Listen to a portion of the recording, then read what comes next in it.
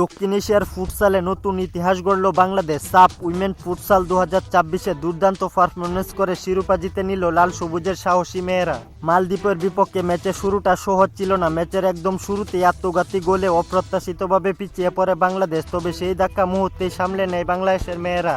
এরপরেই ম্যাচে জ্বর তুলে বাংলাদেশ। সাবিনার নিখুঁত ফ্রি কিক থেকে টানা 2টি গোল করে বাংলাদেশকে আবারও ম্যাচে ফেরান তিনি। টানা 2 গোলে আত্মবিশ্বাস ফিরে পেয়ে একটার পর একটা আক্রমণে মালদ্বীপকে চাপে ফেলে বাংলাদেশ। প্রথমার্ধ শেষ হওয়ার আগেই গোল উৎসবে মাতে বাংলাদেশের মেয়েরা 6-1 গোলে এগিয়ে থেকে বিরতিতে যায় সুমাইয়া সাবিনারা। দ্বিতীয়ার্ধে আরও ভয়ঙ্কর রূপ নেয় বাংলাদেশ। দ্রুত পাসিং, নিখুঁত ফিনিশিং এবং দারুণ দলগত খেলায় আরও 8টি গোল যোগ করে তারা। মোট 14-2 গোল ব্যবধানে মালদ্বীপকে উড়িয়ে দেয় সুমাইয়া সাবিনা জিলিরা।